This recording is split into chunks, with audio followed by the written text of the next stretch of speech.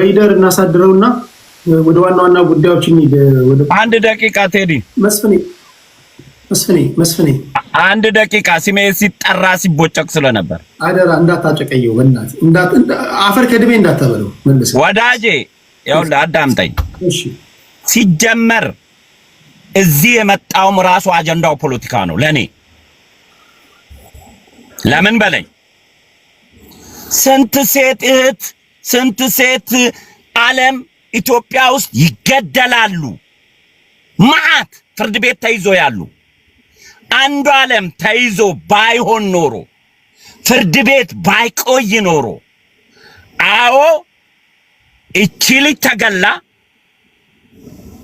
አንዱ ዓለም ተለቆ ሜዳ ላይ ቢቆም ኖሮ እኔ ጨዋለሁ አንዱ ዓለም ተይዟል ፕሮሰሶቹ እየሄዱ ነው ማን የማንን ፊት ሊደብቅ ነው አንዱ ዓለም የሀብታም ልጅ ነው የባለስልጣን ልጅ ነው ቀነኒ የደሃ ልጅ ናት ከአንድ ቤተሰብ የመጡ ሁለቱም እኩል ዕውቅና ያላቸው ፍትህ የሚጓደልበት ተብሎ ራሱ አጀንዳውን እዚህ ማምጣት ፖለቲካ ፕሮፓጋንዳ ሊሰራበት ተፈልጎ ነው ምን አይነት ፖለቲካውን አስረዳን እስኪ የልጁ ፖለቲካዊ አቋሙ ፌመስነቱ ኦሮሞ ጣሎች ኦሮሞን እናጠፋለን ብሎ የሚታገሉ ሰዎች ናቸው ፖለቲካ የሚተነሱ ቆይ እኔ ልንገራችሁ ቴዲ አንድ ኢንተርኔት ላርክ አንድ ሐሳብ ይዘው አንተ ያው ቴዲ በፍትህ የምናወራ ከሆነ የሌሎቹ ስታቃና እኔን አትያዘኝ እኔ ማሳቤን ነው የምገልጸው አንዴ አይ ቲንክ እኔ እንዴት በተቻለ መጠን እንዴት የተከበረ መድረክ እንደከፈትኩላችሁ ወይም የመጣችሁበት እንዴት አላወቃችሁ መሰለኝ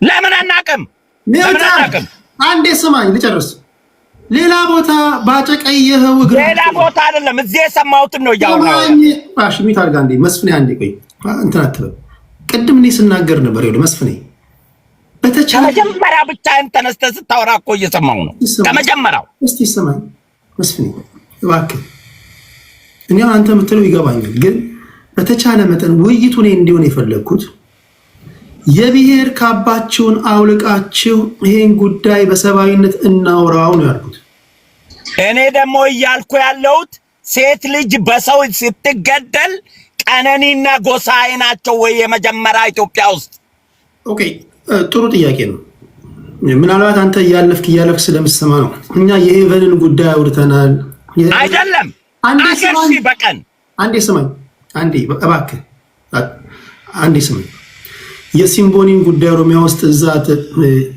ጡንቻ ራስ ጋጥ ወጦች ተፈራርቀው የደፈሯትን ምስኪን አንስተን አውርተናል አሁን ደግሞ የቀነኒ ጉዳይ አለ ከዛ በፊትም የነበረ ብዙ ጉዳዮችን አውርተናል የሴቶችን መደፈር በተለይ ፖለቲከኞች በሚገቡ ሰዓት ከፖለቲካ በጸዳ መንገድ በሰባዊነት እንድንተነትን ሳደርግ ይሄ መጀመሪያ አይደለም አታጨቀየው አደራ ያልኩ ለዛ ኖ ቆይ አንዴ እኔ ቤቱ ሲበላሽ ዝም ብያለሁ አንዴ በቤቱ ስታንዳርድ መሄድ አለበት ወይም በሚዋዩት በተዋያዮች ልክ ነው መሄድ ያለበት ሌላ ቦታ ላይ ያልከው ነገር ትክክል ሊሆን ይችላል እንዳልከው ተብሔር ጋር ሰፍተው እሱን እኮ ያወገዝኩኝ ነው አማራንን ህዝብን እንደ ህዝብ ሰፍተው የተወሰነችን አንድ ነገር መዘው ህዝብን ለመስደብ የሚያመቻቸው ሰዎች እያየን ነው ይሄ ግን እንደዛ አይደለም እያወራን ያለ ቴዲ አንተ እስኪ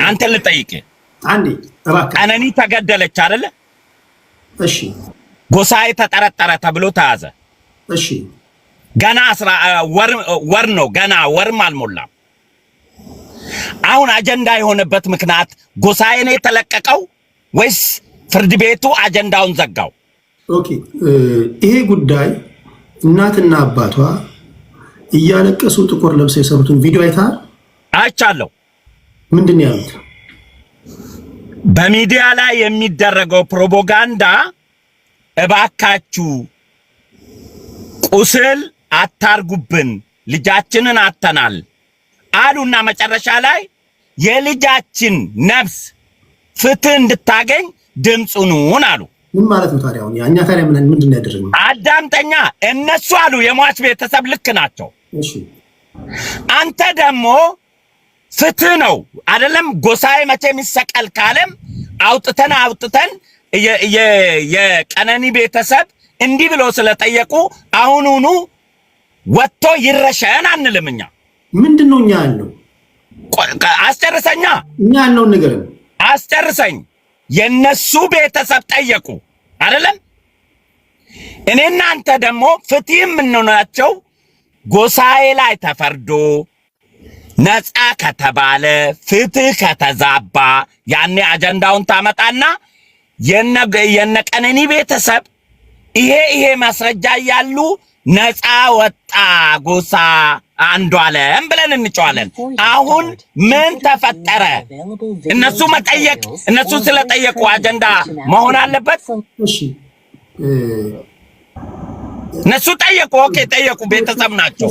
እኛ የምናወራበት ምክንያቱ ምንድነው? አንዴ እኔ ማዝነው በሀገሬ ነው። ቁም ነገር በሀገሬ እኔ አነባለሁ። መስፍናው ለምሳሌ ኢትዮጵያ ሲሄድ ሜንስትሪም ሚዲያ ላይ በክብር የጋበዙ ኢንተርቪው ጠይቁታል። ነገራችን በጣም በሀገሬ ተስፋ መቆርጥ ማለት መስፍኔ ከመናገር በፊት መጀመሪያ ቴዲ ምንድነው? ያው ቴዲ አንተን አኮፍሰ ሰውን ዝቃታ አንዴ ስማኝ። እኔ አንተ ላንተ ነው እኮ የምነግርህ። ቆይ በደንብ ስማ። አሁን አንተ ከግማሽ ነው የገባው። ጥፋት ለምን አንተ ገና ብለህ ስትከፍት ነው አብሬ ነበርኩ። ቆይ ስማኝ ይኸውልህ፣ እባክህ ለምን ነው ከግማሽ የምገባው? መስፍን ያው አንተ ስትከፍት እዚህ ቤት ውስጥ ነበርኩ እኔ ብቻ ስታወራ። መስፍን አጠገብ ያለው ልጅ ነው መሰለኝ ሊያርም ይሞክራል። ኧረ እባክህ ስማኝ መስፍኔ፣ እንደው በመድኃኒዓለም ስማኝ። አሁን ምን ታውቃለህ? በጣም እኔ ታላቄ ስለሆንክ እላፊ መስመር እየታገስኩ ነው። በጣም አድምጠኝ መጀመሪያ። ምክንያቱም እኔ የተባለውን ነገር እኮ እያብራራሁ ነው። የሳትከው ነገር አለ እያልኩ ነው። እኛ ፍርድ አልሰጠንም። እዚህ ሶሻል ሚዲያ ላይ ፍርድን የሚያዛባ ትንታኔ የምትሰጡ ሰዎች ታቀቡ ከዚህ ከድርጊታችሁ ያለው። እኔም ደግሞ እዚህ ቁጭ ብዬ የማዳምጠው ለልጅቷ ፍትህ ሳይሆን ልጁን የሚጠሉ ፖለቲካ ጥላቻ ስላላቸው ልጁ እንዲታሰር ስለሚፈልጉ ፍትህ ለማዛባት ነው እያልኩ ነው። ነገር አይገባኝ። ልጁ እኮ አዝማሪ ነው እንጂ ፖለቲከኛ አይደለም አይደለ?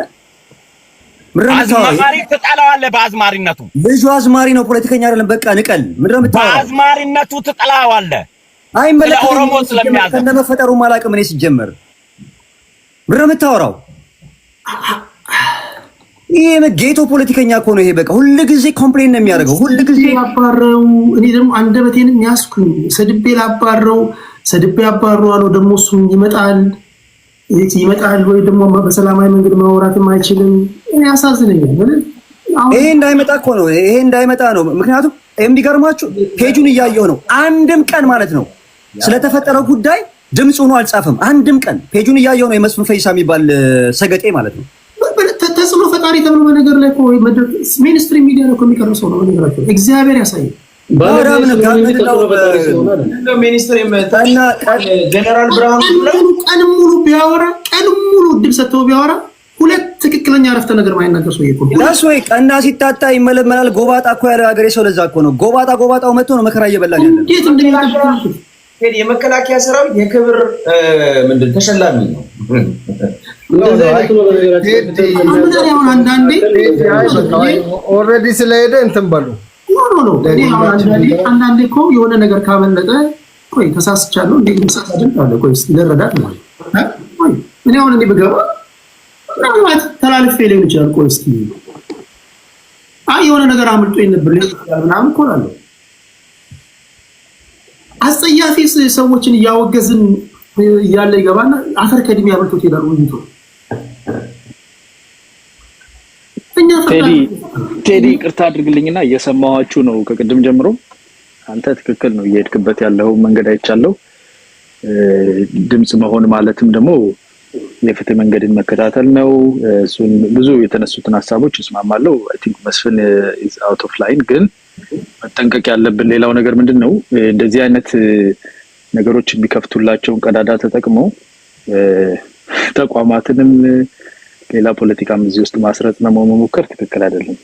አይደል? መከላከያውንም የፍትህ ሂደቱንም ህግ የለም የሚልም ሰው ብዙ አይነት ነገር እየሰማን ነውና እሱን ባታደርጉ ይሄንን ቀዳዳ ተጠቅሞ ደግሞ ሌላ ነገር አትወሽቁበት እየሰፋ ይሄዳል። አንተ የሄድክበት መንገድ ትክክል ነው። ግን አይ ቲንክ መስፍን ኤግዛጀሬትድ በሆነ ስሜት ነው እየተናገረ የነበረው። ይሄ አይዋጣም። ጉዳዩን ያነሳኸው ድምጽ ሁኑን ብለዋል ቤተሰብ። ይሄን እንዴት ታዩታላችሁ ነው? ሁሉም ሰው ከፖለቲካ በጸዳ ከብሔር በጸዳ ይሄንን የፍትህ ሂደቱን እኛ ምን ልናረግ ይገባል የሚል ነገር ያነሳው አግባብ ነው። በዛ መንገድ ነው መሄድ ያለብን። ከዛ በዘለለ የሚደረገው ንግግር ትክክል አይደለም። መስፍን ትክክል እንዳልሆነ እኮ አውቃለሁ፣ ግን ይሄንን ቀዳዳ ደግሞ ተጠቅሞ የሆነ ነገር የመውሸቅ ነገር አያለው በመሃል እና እሱንም እንጠንቀቅ። እዚህ ስቴጅ ላይም ካለን ሰዎቹ ገንዘብ ሰብስቡልን አላሉም። ቀደም አንተም ስላነሳው ሌሎች ለቤተሰብ ቅርበት ያላቸው ሰዎች ጠይቀዋል፣ ገንዘብ እንፈልጋለን አላሉም። የፍትህ ሂደቱ ከሰው ልቦና እንዳይጠፋ በፍትሃዊ መንገድ እንዲሄድ እኛ የምንፈልገው ፍትህ ብቻ ነው ያሉት። በፍርድ ቤት የተያዘ ነገር ነው። በፍትህ አላምንም ህግ የለም የሚል ሰው ከዚህ ውስጥ መውጣት ነው ያለበት። ከዚህ ውስጥ ከዚህ ውይይት ውስጥ ማለት ከዚህ ሐሳብ ውስጥ መውጣት because በህግ የለም ካለ ምንድነው የሚፈልገው ታዲያ?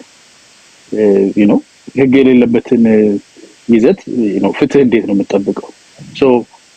ህግ የለም ማለት ራሱ የፍትህ ሂደትን የማደናቀፍ በህዝብ ደረጃ በህግ ማናምነን ማለት ነው። ህግ የለም እንልከው ህግ አለ፣ ህጉ እንዲከበር ፍትህ እንዲፈጸም ፎሎ እናደርጋለን። እንደ ህዝብ ሂደቱን ተከታትለን ትክክለኛ ያልሆነ ነገር ካለ እናጋልጣለን። እሱ ነው ከኛ የሚጠበቀው። እና እንደዛ ነው ፕሊስ ይገባኛል። አሁን አንዳንድ ቦታ ስንሄድ ራስ የሚያዞሩትን ታሪክ ትሰማላችሁ። ያናለው አንዳንድ እኮ የተጠረገ ቤት እኮ ስትገባ እኮ ጫማው ለቀት ቤቱ ራሱ እኮ ይመራል እኮ። አንዳንድ ከጫማ የምትገባበት ቤት ይኖራል፣ አንዳንድ ደግሞ አውልቀህ ራሱ ነጋሪ ሳይኖር ማለት ነው። ከበደ የተባለበት ጦዞ ይመጣና በከበደ ቤት ዘው ለገብተ እዚህ የሚያወሩ ሰዎችን ማደፍረስ አሁን ቆም ብለህ መመርመር ያለበት ራስ ነው። በምን አውድ ነው እያወሩ ያሉት ሰዎቹ? እንዴት ነው የተነጋገሩ ያሉት? ይሄ እኮ ቤዚክ አይደለም። ተሰዳድበህ መታል አይ ነው ለአንዳንድ ቤቶች የሚጠቅሙ ንግግሮች አሉ። ግን እዚህ ጋር ግን ስንመጣ ፍርድ አይደለም የሰጠነው። አሁንም የምናገረው እናትና አባት ግደሉልኝ ተበደሉልኝ አይደለም ያሉት። እናትና አባት ድምፁን እኮ ሲሉ ቢያንስ የፍርድ ሂደቱ ውሳኔ እስኪያገኝ ድረስ የፍርድን ሂደት ሊያዛጋ ከሚችል ነገርም ተቆጠቡም እኮ እያሉ እኮ ነው አይደል? አንዳንዶቻችሁ ይፈታል እንዲሆናል አልገደለም ስትሉ ወላጅን ያሳምማል አይባልም። በወላጆች ጫማ ስር ሆነን ማሰብ መቻል አለብን። እናቶቻችንን እስቲ በእነሱ ቦታ እናስቀምጣቸው። ለዚህ ያለመተባበርም እኮ ድምፅ መሆን ነው። አልገደለም ስትል አሁን እናት እንዴት ነው የምትሆነው? አይደለም እቺ እናት ምንድን ነው የምትሆነው? አባት ምንድን ነው የሚሆነው? በዚህ አውድ ነው እያወራን ያለ ነው። እና መስፍኔ ከታችሁን እያደመጥክ ካለ መቼስ ታግሻለሁ። ይሁን አሁን ይህን ጉዳይ እንዝጋውና ወደ ዋና ጉዳዮች ምን ይመስላችኋል? አንድ ደቂቃ ቴዲ። ይሄ ነው እሺ። ለአንተ ስላልሰጠው የተወሰነ ደቂቃ በልና ወደ ዋና ጉዳዮች እንሂድ። እሺ አመሰግናለሁ ቴዳ። ያው የሚነሳው ነገር እኮ መስፍንም ሲያነሳ የነበረው አንተ ስትለው የነበረውን ነገር ነው። ስሜታዊ ሆኖ ሐሳቡን መግለጽ ስላቃተው እንጂ የፖለቲካ ኢንቴንሽን አያስፈልግም። ገለልተኛ ሆኖ ፍርድ እስኪሰጥ ድረስ የፍርድ ቤት የያዘውን ጉዳይ እስኪጨርስ ድረስ እንጠብቅ ነው ያለውና ሌላ ለየት ያለ ነገር የለውም። ጉዳዩን ስሜቱን እንትን ብሎ መቆጣጠር ስላቃተው ነው ብዬ ነው ማስበውና አሁን ይሄንን ጉዳይ ስናስበው እኮ ሁለት ነገር ነው ሊሆን የሚችለው።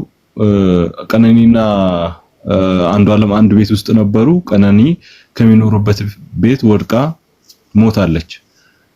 ወይ ራሷ ወድቃ ሞታለች ወይ ደግሞ አንዱዓለም ገፍትሮ ጥሏታል፣ ገሏታል ሊሆን ይችላል። ከሁለት አንዱ ነው ሊሆን የሚችለው። በዚህ ሁኔታ ላይ አንዱዓለምም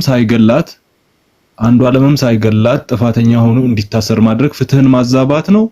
እንዲሁም ደግሞ አንዱዓለም ገድሏትም ደግሞ ነፃ እንዲሆን በነፃ እንዲሰናበት ማድረግ ፍትህ ማዛባት ነው። ብዙ ጊዜ በሚዲያ ጋጋታ በመፍጠርና በጣም ብዙ ጩኸት በመፍጠር ፍትህን ለማዛባት የሚሰሩ ሰዎች አሉ፣ ብዙ ሰዎች ማለት ነውና እንደዛ አይነት ውስጥ ባይገባ ጥሩ ነው ብዬ አስባለሁ። የፍትህ ጉዳይ በፍርድ ቤት የተያዘ ጉዳይ ፍርድ ቤቱ ይዞ መርምሮ ግራቀኝ መረጃዎችን ማስረጃዎችን ይዞ ከወሰነ በኋላ ስህተት አለው ከተባለ ሚዲያም ላይ ይሁን በተለያየ መልኩ መሞገቱ ጥሩ ነው ብዬ አስባለሁ። ባይዘው ብዙ ጊዜ ህዝባዊ የሆነ አጀንዳው ፍርድ ቤት ላይ ያለው ውሳኔ ሳይሰጥ ህዝባዊ ከሆነ የፖለቲካ እጅ እንዲገባበትም ሰዎችም ሌሎች ውሳኔዎችን እንዲወስኑና ዳኛውን በነፃነትና ፍርድ ቤቱን በገለልተኛነት ጉዳዩን እንዳይዳኘው ያደርጋል። ለምሳሌ ህዝብ ሊያምጽ ይችላል በሚል ፖለቲከኛው ገብቶ በዚህ ጉዳይ እንደዚህ አትወስኑ ብሎ ሊጫናቸው ይችላል። ግን ለዳኛውና ለፍርድ ቤቱ ጉዳዩን መልቀቅ በገለልተኛነት ውሳኔ እንዲሰጥ ያደርጋልና ገለልተኛ መሆን ውሳኔ እስክናገኝ ድረስ መጠበቁ ጥሩ ነው። ከዛ በኋላ ፍትህ ከተዛባባት ወይም በአንዱ ዓለምም ፍትህ ከተዛባ ለሁለቱም እንደ ሚዲያ ሰው ፍትህ ድምጽ ብንሆናቸው አሪፍ ነው ለማለት ነው። አመሰግናለሁ። ኦኬ ከልባ አመሰግናለሁ። ይሄን ጉዳይ እዚህ ጋር እንዝጋው። እናትና አባት በሶሻል ሚዲያ በለቀቁት ቪዲዮ ተንተርሼ አንድ የዜግነት ግዴታ የተወጣሁት እኔ በተሰጠችኝ በዚች መስኮት ላደርግ የምችለው ኃላፊነት እንደሚሰማው ሰው ሆኜ ነው ማዋየት ያለብኝ። በቃ ይሄን ነው የሚፈልጉት እናትና አባት። በቃ አይደለም ጉዳዩን ለፍርድ ቤት እንሰጣለን። ከኛ ግን የሚጠበቀውን እናደርጋለን። የሚጠበቀው ነገር ምንድነው? ልብና ኩላሊት የሚመረምረው እግዚአብሔር ነው። ከዛ በመለስ ደግሞ ፍርድ ቤት ግራ ቀኙን አይቶ ምስክሮችን አገላብጦ አይቶ ውሳኔ እስኪሰጥ ድረስ እኛ ማድረግ ያለብንን ነገር እናደርጋለን። ከህዝብ ጋር የሚያገናኘው ነገር የለም። እናትና አባት ተጎጂ ናቸው። ጥቁር ለብሰዋል፣ ማቅ ለብሰዋል፣ አዝነዋል። አዝነው ያሉት እናትና አባት ናቸው። እኛውን ትንታኔ ነው የሰጠን ያለ ነው። ምናልባትም ከ5 ከ6 ደቂቃ በኋላ እንረሳዋለን። በዛ ወድ ነው ማውራት ያለብን። በተቻለ መጠን ላደርግ የምችለው ነው ያደረኩት። ነገም ከነገ ወዲያ እንዲህ ያሉ ነገሮች እግዚአብሔር ከክፉ ይጠብቀን። ከመጣ ግን እንዲህ ነው ላደርግ የምችለው እንጂ ይሄ እናንተና እነሱ የሚለው ነገር እሱ ለፖለቲካ እንጠቀማለን። በማህበራዊ ጉዳይ ላይ ግን በተቻለ መጠን ማስወገድ አለብን ለማለት ያህል ነው። እሺ የዕለቱ ዋና አጀንዳ ፋኖ፣ ብልጽግና፣ ሻዕቢያ፣ ቲፒኤልኤፍ የተፋጠጡ የፖለቲካ ፓርቲዎች ናቸው። ብልጽግና ላይ ክስ የሚመስል ነገር ከአማራ ፋኖ አመራሮች መጥቷል። ወደፊት አሁን እንኳን ባይሆን ወደፊት የሰሜን ኃይሎች ሊደራጁ ይችላሉ ወይም ደግሞ አንድ ሊሆኑ ይችላሉ የሚል ከጀነራል ተፈራ ማሞ አንደበት ሰምተናል። ቀደም ሲል ስለተናገርኩኝ በዚህ ጉዳይ ላይ በስፋት አልሄድም።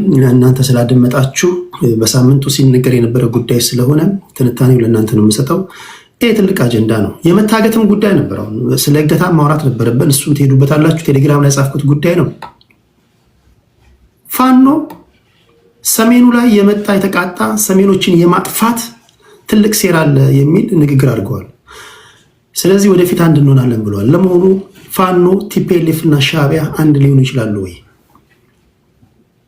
ይህንን አዲስ አሰላለፍ እንዴት አያችሁ? ሰሜናዊ የሚል አሰላለፍ እየጀመሩ ነው ያሉት። ምናልባትም እነሱ ሰሜናዊ ካሉ ደቡባዊ አሰላለፍ ይኖር ይሆን? አይ ዶንት ቲንክ ሶ። ደቡባዊ አይኖርም ብዬ ነው ማስበው። ምክንያቱም ደቡብ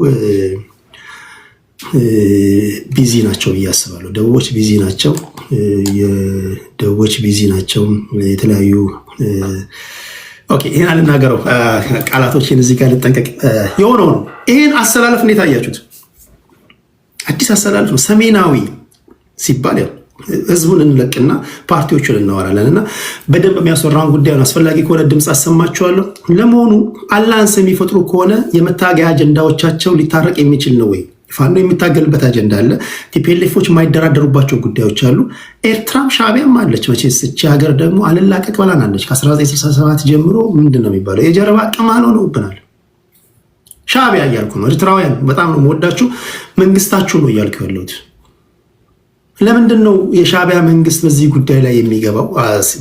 እሱንም አንድ ላይ እነካካለን። ይሄን አዲሱን አሰላለፍ እንዴት አያችሁት ነው?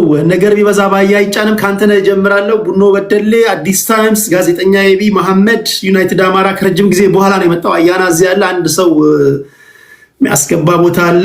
ስለምትናገሩት ንግግር በቂ ግንዛቤ፣ በቂ እውቀት፣ ከምንም ነገር በላይ እውቀቱ ይቅር፣ ጨዋነት ግን ማንደራደርበት ጉዳይ ነው። እዚህ መታችሁ አንደበታችሁ ቢያንስ ጨዋ መሆን አለባችሁ። መከባበር ያስፈልጋል። ይሄ ተቀርጾ የሚቀመጥ ነገር ስለሆነ ለትውልድ የሚተላለፍ ነገር ስለሆነ በጣም በጣም በጥንቃቄ ነው ማድመጥ ያለብን። እዚህ ውስጥ አባቶቻችን አሉ፣ እናቶቻችን አሉ፣ መምህራኖቻችን አሉ፣ ህፃናቶች ያደምጣሉ። ኃላፊነት እንደሚሰማን ሆነን እንተነትናለን። ካንተነህ እጀምራለሁ። የመጀመሪያው እንደተለመደው 8 ደቂቃ ነው የማደርገው። ከዛ እየቀነስን እንመጣለን። ወደ 7 ወደ 5 እያደረግን ለዚህ ውይይት የበጀትኩት 3 ሰዓት ወይ 4 ሰዓት ቢሆን ነው ማክሲመም። ከዛ እንዳማረብን እንሰነባበታለን። ነገ ደግሞ ሳምንቱ የሚያመጣውን ንፋሱ የሚያመጣውን ደግሞ ፖለቲካ እሱንም እንተነትናለን ማለት ነው። 8 ደቂቃ አለ።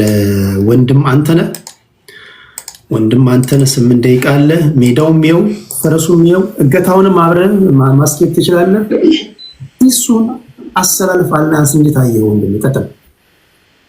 እሺ አመሰግናለሁ። ጥሩ አጀንዳዎች ነው የተነሱት። ሁለት ቤዚክ የሆኑ አጀንዳዎች ናቸው። አንደኛው እገታ ሲሆን ሁለተኛው አዲስ አሰላለፍ ወይም አሊያንስ በሚለው ያመጣው ነው። ጥሩ ነው።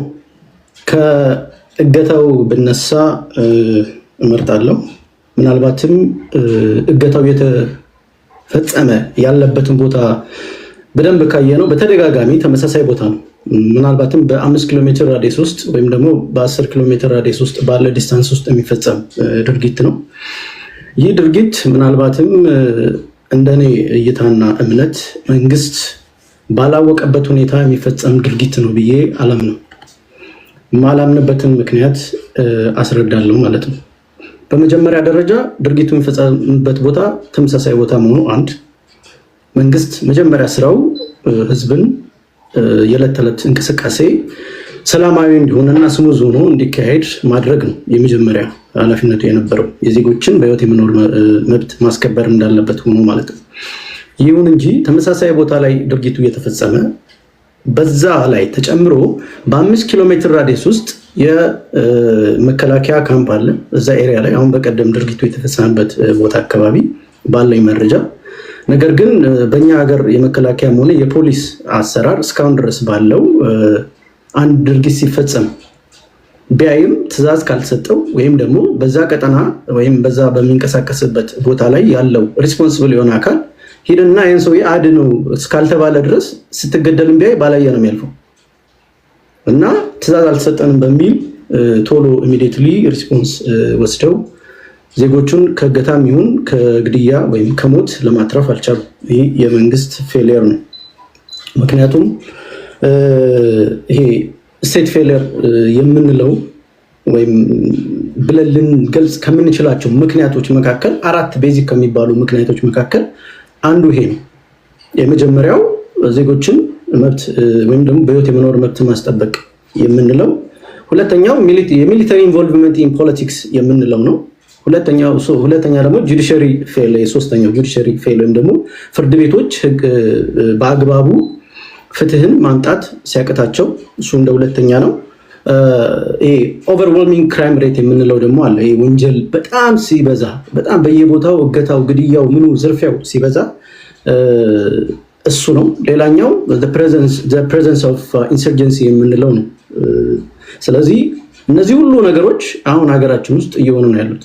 አመፃውም፣ ግድያውም፣ እገታውም ሁሉም ነገሮች አሉና እነዚህን ነገሮች ስናይ ምናልባት በእኔ እይታ መንግስት ከቁጥጥር ውጭ ሆኗል ወይም ደግሞ ስቴት ፌሊየርም አለ ብሎ ለማለት የሚያስደፍር ነው። ምክንያቱም ይህንን ድርጊት ከቁጥጥር ውጭ ካልሆነ መንግስት ማስቆም ባለመቻሉ ኃላፊነቱን ይወስዳል ማለት ነው። ማስቆም ያልቻለው ከአቅሙ በላይ ሆኖ ከሆነ ደግሞ ስቴት ፌሊየር አለ ማለት ነው። የለም ብሎ የሚከራከር ካለ ግን መንግስት አውቆ ሆን ብሎ ያደረገው ነገር ነው ብለን እንድንል ያደርገናል። ምክንያቱም ሌሎችንም ልጥቀስ። አንደኛ እነዚህ ድርጊቱን የሚፈጽሙ አካላት የሚጠቀሙት የኢትዮጵያን ቴሌኮሙኒኬሽን ስልክ ነው፣ መስመር ነው። ሁለተኛ ባንኮችን ይጠቀማሉ። ሶስተኛ ያሉበት ኤሪያ በግልጽ ይታወቃል።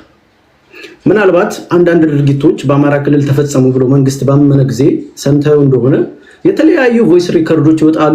ብዙ ማስረጃ አለኝ ብሎ ይመጣል መንግስት፣ ወይም ደግሞ የመንግስት የሚዲያ ፕሮፓጋንዳ አካላት እንደዛ አይነት ቅጂ ድምፆችን ምናልባት ፋብሪኬት የተደረጉ ናቸው አብዛኞቹ፣ ቢሆንም ግን ብዙ ቅጂዎችን ይዘው ይወጣሉ። መንግስት እነዚህ ወንጀል ፈጻሚዎች የሚያገቱ፣ የሚገሉ፣ የሚዘርፉትን ድምፃቸው የለውም? ሪከርድ ማድረግ አቅቶት ነው ወይስ እነዚህ አካላት ገንዘብ ሲቀባበሉ ምናልባት የምታውቅ ከሆነ ደስ ካላቸው በአካል በቀጥታ ይቀበላሉ፣ ደስ ካላላቸው በባንክ አስገቡልኝ ብሎ በባንክ ይቀበላሉ። ይህ ሁሉ ድርጊት ሲፈጸም መንግስት የት ነው አለ የሚል ሰው ካለ ይህ ድርጊት ሲፈጸም መንግስት የት ነው? መንግስት ኃላፊነቱስ ምንድነው? እየተወጣስ ነው ወይ? ይህን ማስረዳት አለበት። ካልሆነ ደግሞ ስቴት ፌለር መኖሩን ማመን አለበት። ምክንያቱም ቅድም በዘረዘርኳቸው ምክንያቶች መካከል አንደኛ መከላከያው ፖለቲከኛ ሆኗል። ዓላማችን ይህንን ብልጽግና ማስቀጠል ነው ብለዋል እንግዲህ ኤታማዦር ሹም። ስለዚህ መከላከያ፣ የአንድ ሀገር መከላከያ ሰራዊት ፖለቲካ ውስጥ ኢንቮልቭ የሚያደርግ ከሆነና ፖለቲካን የሚሰራ ከሆነ ስቴት ፌለር አለ እዛ ሀገር ላይ ማለት ነው። በቃ ምክንያቱም ሁለቱ የተለያዩና መከላከያ ነፃ ተቋም መሆን ስላለበት ይሄ ኢንተርናሽናል ስታንዳርዱ ስለሆነ ማለት ነው። ወደ ሁለተኛው አጀንዳ ስገባ የአዲስ አሰላለፍ በሚለው ነው። አዲሱ አሰላለፍ ጉዳይ ላይ ባለፈው ሳምንት በተወሰነ መንገድ ለመንካት ሞክሬያለሁ። ምክንያቱም ለምሳሌ የህወሓትና የአማራን ፋኖ እንቅስቃሴ የተነሱበት ዓላማ የሁለቱ ይጋጫል፣ የሚጋጭ ነው። ቅድም እንዳልኩ መሰረታዊ የሆኑ ጥያቄዎችም ስላሉ የድንበር፣ የፍትህ የመሳሰሉ የማንነት ጥያቄዎች የመሳሰሉ ቤዚክ የሆኑ ጥያቄዎች ስላሉ እነዚህ ጉዳዮች ፖሲብል ሊሆኑ ወይም ደግሞ እነዚህ ጉዳዮች ወይም ይሄ አንድነቱ ሊፈጠር ይችላል ብለን የምናስብባቸው ብዙ አይነት ሴናሪዎች አሉ። የመጀመሪያው ሁለቱ አካላት አሁን ባለበት ሁኔታ የድንበር ጥያቄውን ሁሉንም ነገር ባለበት ቦታ ፍሪዝ አድርገው ባለበት ቦታ እንዲቆም ተደርጎ ወደ በጋራ የጋራ ጠላት የሚሉትን አካል ማጥቃት ሲችሉ ካልሆነም ቁጭ ብለው ተነጋግረው ያለባቸውን ችግር ፈተው በጋራ ደግሞ ወደ በለጠው ችግር የሚሄዱ ከሆነ ሁለቱ ናቸው ቤዚክ የሚሆኑት። ምክንያቱም ምናልባት ከንግግራቸው ሰምተ ከሆነ የሰጡት ምንድነው ሁላችንም በተመሳሳይ ችግር ውስጥ ነው ያለነው። በተመሳሳይ ችግር ውስጥ ስላለን ወደፊት በጋራ መስራታችን ወይም አንድ መሆናችን አይቀርም። ተመሳሳይ ችግሩ ምንድነው?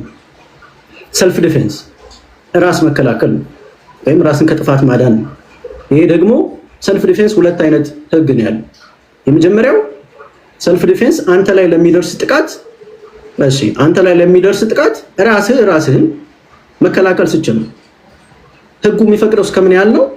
ተመሳሳይ የሆነ ፓወር ስትጠቀም ነው። ኤግዛጀሬትድ የሆነ ፓወር አትጠቀም። በተመሳሳይ ሁኔታ በመጣበት አመጣጥ መመለስ ትችላለህ። ይሄ መብት ነው። ሁለተኛ ሰውየው የሄደበትን አካሄድ መሄድ ትችላለህ። ከኤርትራም ጋር ሄዶ ሰርቶ ያሳየን መንግስት ነው። ከሌሎችም ጋር ተባብሮ ያጠቃን መንግስት ነው። ስለዚህ በሰልፍ ዲፌንስ ህግ ውስጥ አብረን መስራት ብንችልና ብንሰራ ትክክል ነን ማለት ነው። ምክንያቱም የሚያጠቃ አካል የሄደበትን መንገድ ነው የሄድከው። ይሄ በሰልፍ ዲፌንስ ህግ ውስጥ የሚፈቀድ እሱ ያላደረገውን አይደለም እኛ ልናደርግ የምንችለው። ስለዚህ መንግስት ባወጣው የሰልፍ ዲፌንስ ህግ ወይም ደግሞ በሰልፍ ዲፌንስ ህግ ኢንተርናሽናል ባለው ሌሎችንም ኢቭን አንድ ሰው ሲገደል ወይ ሲሞት ማዳን እየቻልክ አለማዳን ራሱ ያስጠይቃል። እኔ እንደ አንድ አማራ ወንድሜ፣ እህቴ፣ ህዝቤ ሲገደል ቁጭ ብዬ ማየት በራሱ ያስጠይቃል፣ ሞራሊ ሌጋሊ ማለት ነው። ስለዚህ በሰልፍ ዲፌንስ ህግ ውስጥ አምጥተህ ይሄ ወንጀል ነው ልትል አትችልም። ራስን ማዳን እስከሆነ ድረስ ማድረግ የምትችለውን ነገር በሙሉ አድርገህ ራስን ታድናለህ ማለት ነው። ስፔሻሊ ደግሞ የሚያጠቃ አካል በሚሄድበት መንገድ ከሄደ የበለጠ ከተጓዝክ በጣም ትክክል ነው ማለት ነው። አመሰግናለሁ። ቴንክ ዩ አንቲ ቡኖ በደሌ። ይሄ በጣም በሲሪየስ የሚያወያየን ጉዳይ ስለሆነ ወደ በኋላ አካባቢ በሁለቱም ነገር ጥያቄ የሚያስነሳ ስለሆነ እየተጠያየቀን እናወራለን። ምክንያቱም ግራ መጋባት ውስጥ የገቡ አድማጮች አሉ፣ ስጋት ገባሉ፣ ጭቅጭቅ ውስጥም ክርክር ውስጥም የገቡት እናታችኋል። እነዛንም ያቅራል እናወራለን ለማለት ያለው። ቡኖ በደሌ 8 ደቂቃ አለው ወንድሜ። ያው ቤዚካሊ ያው ሁለቱ ላይ እኔም ከሁለቱ አልወጣም። እገታን በተመለከተ እንግዲህ እገታ ብቻ አይደለም፣ የምሁራን ጄኖሳይድ አለ። ምሁራንን በጅምላ የመጨረስ ምሁራንን የመግደል እናቶችን አባቶችን አንድ ላይ ሰብስቦ የመግደል በጅምላ ይሄን እያየንበት ነው። እገታ እንኳን የተሻለ ነው እንደውም ነው የምለው እኔ። እንግዲህ አንድ የጽንፈኛው ኃይል የሚዲያ አቀንቃኝ እንደምናገረው ለኛ 4 ኪሎ በጣም ቀላል ነው፣ ጓጽዮንም ቅርባችን ነው ነው የምለው። እዛ ጓጽዮን አካባቢ ላይ ይሄን እኩይ ዓላማ የማህበረሰቡ በትራንስፖርት ከአዲስ አበባ ወደ ባህር ዳር የምንቀሳቀስበት ከቦታ ወደ ቦታ የምንቀሳቀስበትን እንግዲህ ሽፍታ ይሄ የተከበረው አማራ ህዝብ መካከል ድሮም ነበረ፣ አሁንም አለ፣ ወደፊት ይኖራል አይኖርም የሚለውን በደንብ አድርገን እሱን የምናይ ነው የሚሆነው። ስለዚህ ይሄ እገታ የባለፈው እገታ ሙሉ በሙሉ ቡድኑ የተደመሰሰበት ሁኔታ ነው የነበረው። በአጠቃላይ ውጊያ ነው የነበረው። እዛ ላይ ከከፍተኛ ተኩስ ነው የነበረው። ከሽፍታው ቡድን ህዝቡን የማውጣት የመጀመሪያው ላይ ማለት ነው እና ብዙ ተደምስሷል። የሽፍታው ኃይሉ ወይንም የጽንፈኛው ኃይሉ እዛ አካባቢ ላይ በተመሳሳይ ቦታ ላይ ነው አደረገው ተደምስሷል በአንደኛ ዙር። በሁለተኛ ዙር ግን ትላንት በተደረገው በጥብቅ ክትትል ቅርብ ጊዜ ሞጣ መረጃ አለ ትሰማላችሁ። ብዙ ነገሮች እየሰሩ ነው። ባይዚስ ታይም ያን በሚዲያ የሚሰሙ ነው የሚሆነው። ይሄ አለ ብዬ አልናገርም። ቀደም ብዙ ነገር ካወራው እኔንም ስለሚያስጠይቀኝ ማለት ነው እና ብዙ ስራ እየተሰራ ነው ያለው። ቅርብ ጊዜ መንግስት የታገቱትን ቤተሰቦች የታገቱ ተሳፋሪዎችን ያው የተገደሉም አሉ ለተገደሉት እኩል የሆነ ተመጣጣኝ እርምጃ የሚወሰድበትና የታገቱት ደግሞ በሰላም ወደ ቤታቸው የሚመለሱበት እና እዛ አካባቢ ያለው ሽፍታ ከምንጩ እንደምናጠፋ ይሄን ሙሉ በሙሉ እንደሚያጠፋ መንግስት ይሄ ክትትል ላይ ያለ ነው። እየተሰሩ ያሉ ስራዎች አሉ ባይዚስ ታይም በሌሊት ማለት ነው። ሌላው የኢታማጆር ሹሙ ይሄ መንግስት ነው የምንጠብቀው ነው አለውና ወንድማችን ካልሆነ ስቴት ፌለር ነው የሚያሳየው እና ትክክል አይደለም ነው። ትክክል ነው። መከላከያ ሰራዊት መንግስትን ይጠብቃል። ህዝብን ነው የሚጠብቀው። መንግስት ማለት ህዝብ ነው። የህዝብን በሰላም ወጥቶ መግባት መንግስትንም ይጠብቃል በትክክል ማለት ነው።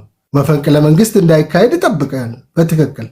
ስለዚህ አንዳንዶቻችሁ እዚህ ያላችሁ ሰዎች ልጆች የተከበራችሁ እባካችሁን አንዳንድ እዚህ ላይ የምናገሩ ትክክል ናቸው፣ ፖለቲካ ያውቃሉ፣ ፖለቲካል ሳይንስ ተምሯል ብላችሁ እንዳትሳሳቱ ነው። ስለዚህ መከላከያ ሰራዊት የራሱ ስራ አለው። ከዚህ ስራ ውስጥ ትልቁ ተግባሩ መንግስትና ህዝብን መጠበቅ ነው። ህገ መንግስት የበላይነትን ህገ መንግስትን ማስከበር ነው። ስለዚህ በዚህ ልክ ይሄን መታወቅ አለበት። ይሄ ደግሞ አይደለም ከተባለ ዶክመንትም ይዘን መቅረብ እንችላለን። መንግስት መከላከያ ሰራዊት ህገ መንግስትን የበላይነት መንግስትንም ይጠብቃል። ይህን በትክክል መታወቅ አለበት ከህዝብ አኳያ ህዝብንም ማለት ነው። ሌላው ወደ የእገታ ጉዳይ ብዙ ስራ እየሰራን ነው ያለን። በኦሮሚያ ክልል ውስጥ መንግስት ብዙ ስራ ሰላምን የማስከበር ዋና ዋና ራስ የተባሉትን እርምጃ የማያዳግም እርምጃ እየወሰደ ነው አለው። ይሄ ይበል የሚያሰኝ ነው። በኦሮሚያ ውስጥም ያለው የጽንፈኛ ቡድን ሰላምን አልሻም ብሎ በሄደበት ቦታ መንግስት ስርዓት እያስያዘ ነው አለው። ይህ በተግባር ያለ ነው። አሊያንስን በተመለከተ ግን እኔ አሁን ግራ እየገባኝ ነው አለው። ፋኖ ምንድን ነው ዓላማው? ጽንፈኛው ፋኖ ምንድን ነው ወደ ትግል ያስገባው? ሲጀመር አሁን አሊያንስ ብሎ የምናገረው ምንድን ነው? መጀመሪያ ባይዘወይ እኔ መድረክ ፕራክቲካሊ ነበርኩበት መድረክን ልንገራቸው። ሰላም ይውረድ፣ ጦርነት በቃን፣ እንታረቅ፣ ከህዋት ጋር እንታረቅ ተብሎ መድረክ አዘጋጀንና መድረክ ጠራን። ፕራክቲካሊ እኔ የነበርኩበትን መድረክ ነው የምነግራችሁ። የካ ክፍለ ከተማ ማለት ነው። ብዙ ሰዎች ያውቁኛል። እዛ መድረክ ላይ በጦርነት ውስጥ ቋሚ ጠላት ቋሚ ወዳጅ የለም። የሆነ ጊዜ ጠላት የነበረው ወዳጅ ትሆናለህ፣ ትታረቃለህ፣ እርቅ መውረድ አለበት፣ ሰላም መውረድ አለብን ስንል ተነስቶ የወጡት ከጎኔ እንዳሉ ወንድሜ አይነቶች ናቸው። ተነስቶ ማለቅ አለባቸው መጨረስ አለብን ብሎ የወጡት ማለት ነው። አሊያንስ እንፍጠር ካላችሁ ያው ምን ብለህ ትናገራለህ? እና አንተ አንድ የትግራይ እናት ጋር እሉንታ ካገኘ ተቀባይነት ካገኘ እኔ የእውነት ነው ምልህ፣ ብራቦ ነው ምልህ። ምክንያቱም ታሪካዊ ጠባሳ ከጣልክ በኋላ ባይዘወይ ተከዜ እኮ መንገድ አሳስቶ በዚህ ነው መንገዱ ተብሎ እኮ ኮምፕሊት 200-300 የሚሆንን ህዝብ እኮ ወደ ገደል የከተተው። እንግዲህ ዛሬ አሊያንስ ፈጥራለሁ የሚል ከሆነ አይ ዶንት ኖ። ኤኒዌይ ይሄን ምናየው ይሆናል። አንድ መሆናችሁም ጥሩ ነው፣ ችግር የለውም። አንድ መሆናችሁ ጥሩ ነው። መጀመሪያ እናንተ አንድ ሁኑና እስኪ ሞክሩ። እንኳን ኤክስተርናል ይቅርና እዚህ በመንደር በጎጃም ጎንደር እያልክ ጎንደር ፋን ነው የሸዋ እያልክ የምትዘባርቀው ራሱ የሚያሳይ ነው። በደንብ አድርገን ነው የምናውቀው። ውስጥ እኮ ነው የምንውለው፣ እናንተ ውስጥ ነው የምንውለው። እንክት አድርገን ነው የምናውቃችሁ። ብሊቭ ሚ እመነኝ፣ 5 ሳንቲም ማለት ነው መሬት ላይ ያለውን እውነት አናውቃለን። ሂደን ነው የምናውቀው። ማህበረሰብ ውስጥ እኮ ነው የምንውለው። ምንድነው የሚያስበው ህዝቡ? ምንድነው የሚያስበው? በደንብ አድርገን ነው የምናውቀው። እመነኝ፣ 5 ኪሎ ሜትር ነው ምን 5 ኪሎ ሜትር ምንም ተንቀሳቅሰህ የምታደርገው ነገር የለም ባይዚስ ታይም ማለት ነው። ስለዚህ እኛ አሁን ፋኖ አጀንዳ አለው የምንለውን አንድም ምክንያት የለንም። አስቀድመን ከአማራ ህዝብ ጋር መንግስት አስቀድሞ ውይይት አድርጓል። ከህዝቡ ጋር መግባባት ፈጥሯል። የህዝቡን ጥያቄ በደንብ አድርጎ ተረድቷል። ከወለጋ ከሸዋ ከየትም ህዝብ ተሰብስቦ አመራር አማራ ክልል ጎጃም ጎንደር ውስጥ ገብቶ አስቀድመን ስለ ትርክት ስለ ጅምላ ገዢ መደብ ስለሚባለው በደንብ አድርገን ከማህበረሰቡ ጋር አውርተናል። አመራሩ ከጋምቤላ አመራር ወጥቶ ጎጃም ውስጥ አውርቷል። ፎር ዩር ሰርፕራይዝ አንተ ስለሌላ ነገር ነው የምታወራው። ገብቷል አይደል? እኛ አውርተን ጨርሰናል። you don't have a piece of agenda ባይዘው ያንተ አጀንዳ ሁሉ የተሰረቀ አጀንዳ ላይ ነው የምትሄደውና ስለዚህ አሊያንስን በተመለከተ የኤርትራን ተው በህልም የማይታሰቡ ነገሮች ነው እዚህ ጋር እየሰማን ያለ ነው። ኤኒዌይ ዌልካም ባክ ቴንክ ዩ ቡኖ። አዲስ ታይምስ አለ አለው ቴዲ ያለው ይሰማል ድምጼ? ይሰማል። ኦኬ ቴንክ ዩ። እኔ እንግዲህ ቡኖ በደሌ እመኑኝ ምናምን ነው የሚለው። ባለፈው እዚህ ቁጭ ብሎ ዘመነ ካሴ እጁ ማርያም ደብረ ምንድነው ግሸን ማርያም እግሩ ምንድነው ያለው? እግሩ ደግሞ የት ነው ያለው? ደብረ ታቦር ነው ያለው። 4 ቦታ በታትኖ ሰውነቱን እዚህ ቦታ ላይ ተቀብሯል። ያው የጅብ ቆዳውን አስረው ይሆናል። የጅብ ቆዳው እኮ አንተ ከባድ ነው፣ ነፍስ ይዘራል። አረባክ እንደገና አንተ እንደገና ካህል አስተምር በእናትህ እና እንደዚህ ብሎ ነበረ። በቃ እመኑኝ ዘመነ ቆሞ ከሄደ እኔ ሁለተኛ ቴዲ ቤት አልመጣም ያለው ሰውዬ ዛሬም ደግሞ 5 መንገድ ከሄዳችሁ 5 ሜትር እንከታተላቸዋለን ይላል። ስንቱን እንመን ነው አሁን በስንቱ እንመልክ ቡኖ በደለ አትሊስት ታምነ ፌል አድርገሃልና ስለዚህ ያንተ እመኑኝ ይቅርብን። እሱን ወደ ቁም ነገሩ ሲሄድ ግን የታገቱ ሰዎች ቴዲ እኔ አሮን ቪዲዮ ላሳይ ነበር ግን እንትኑን እንየው። ኦሮሚያ ክልል ላይ የሚታገቱ ሰዎች ምንድነው? ለምን የሚታገቱት ነው? እኔ አሁን ጽንፈኛው ቡድን ነው አንድ ጊዜ ቴዲ ጽንፈኛው ቡድን ነው ምናምን ነው የሚሉት አይደል? ማን ነው እዛ አካባቢ የሚያግተው? ለምሳሌ ተመሳሳይ ቦታ ላይ ነው የሚታገቱት ቴዲ ጎሃጽና አካባቢ ከጎጃም የሚመጡ ሰዎች ናቸው እየታገቱ ያሉት እና የዛሬ 4 ዓመት